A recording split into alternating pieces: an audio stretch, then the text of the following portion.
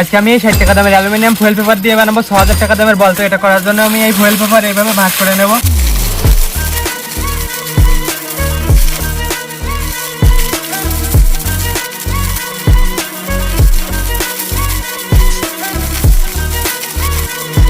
তো আমি এরকম করে গুলিয়ে নেব। তো আমার কাছে রয়েছে আরো 2টা অ্যালুমিনিয়াম ফয়েল, এই 2টাও আমি ভাঁজ করে গোল করে নেব।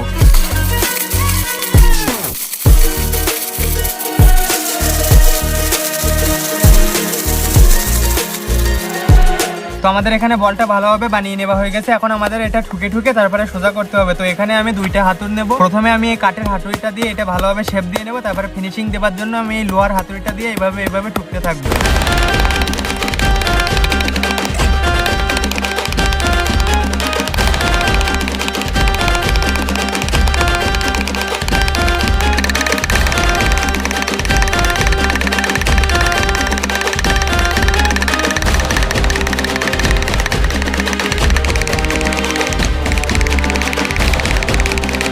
তো গাইস আমি এই কাঠের হাতুড়ি দিয়ে ভালোভাবে পিটিয়ে সমান করে গোল করে নিয়েছি, কিন্তু এইখানের যে এই যে এর শেষ অংশগুলো এইভাবে উঠে যাচ্ছে।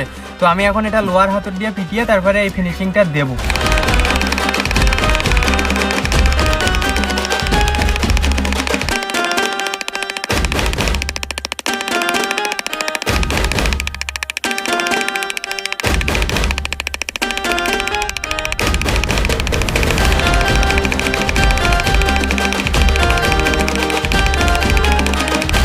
তো গাইস দেখো এই বলটা এখানে যে ছিদ্র ছিল বা এরকম যে ফাঁকা ছিল এগুলো বাড়ানোর কারণে সমান হয়ে ভরাট হয়ে গেছে, আর বলটা আগের থেকে ছোট হয়ে গেছে। তখন আমাদের এটা ভালোভাবে ফিনিশিং দিতে হবে, একদম নিমালিশ করতে হবে চকচকে। তো এটা করার জন্য আমি এখানে শিরিষ কাগজ দিয়ে এটা ভালোভাবে এভাবে ঘষে নেব।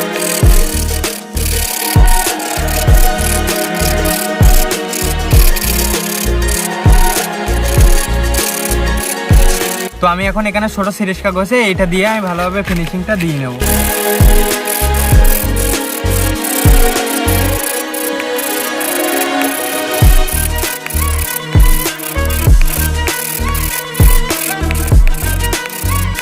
তো গাইস এই শিরিষ কাগজে ডলার কারণে দেখো ফাইন স্মুথ নিমালিশ হয়ে যাচ্ছে। তো আমি এখন এটা ঘষে একদমই পরিষ্কার করে এবং নিমালিশ করে নেব।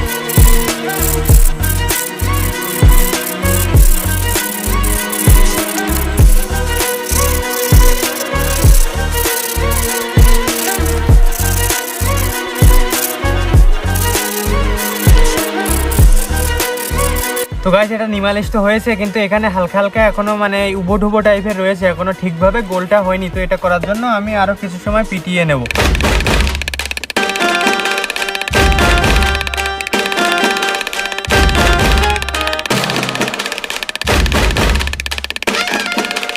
তো গাইস এটা আমি সমানভাবে গোল করে নিয়েছি। এখন এটা আমাদের একদমই নিমালিশ করতে হবে এবং পলিশ করতে হবে, যাতে এখানে আমার চেহারাটা যদি দেখি তাও এই চেহারাটা যেন দেখা যায়। গাইস দেখো এই বলটা হালকা হালকা চকচক করতেছে এবং শাইনি হয়েছে। এখানে হালকা হালকা দেখা যাচ্ছে নিজের চেহারাটা, ক্যামেরায় বোঝা যাবে না, কিন্তু এখানে হালকা হালকা দেখা যাচ্ছে। তো এটা আরো নিমালিশ এবং আরো শাইনি এবং গ্লো করতে গেলে এটাকে পলিশ করতে হবে। তো আমি এখন এটা পলিশ করে নেব। তো গাইস এই বলটা পলিশ করার জন্য এখানে আমাকে পলিশ ব্যবহার করতে হবে। তো আমি এখানে প্রথমে পানি নিয়ে নিয়েছি, আর এখানে পলিশের পরিবর্তে আমি পেপসোডেন্ট ব্যবহার করব, কারণ আমার কাছে পলিশ নেই। তো এটা দিয়েও পলিশ করলে কিছুটা শাইনি এবং চকচকে ভাব চলে আসবে। তো আমি এই পেপসোডেন্টটা প্রথমে এর উপরে দিয়ে নেব।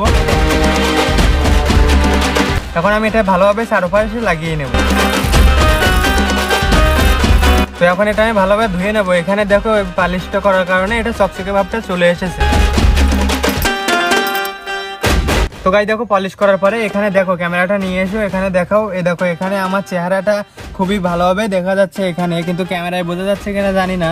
তবে এই বলটা আরো নিমালিশ করতে পারতাম এবং আরো মানে পলিশ করতে পারতাম পলিশ থাকলে। তো গাইস এই বলটা মূলত জাপানিরা বেশি ব্যবহার করে তাদের ঘরে সাজিয়ে রাখার জন্য, সৌন্দর্যের জন্য, শোপিস হিসেবে। আমরা এই বলটা অনলাইনে সেল করার চেষ্টা করব, দেখি কেউ কিনে কিনা। তো তোমাদের যদি এই ভিডিওটা ভালো লাগে তাহলে অবশ্যই ভিডিওটা লাইক করে চ্যানেলটা সাবস্ক্রাইব করে পাশের বেল আইকনটা অন করে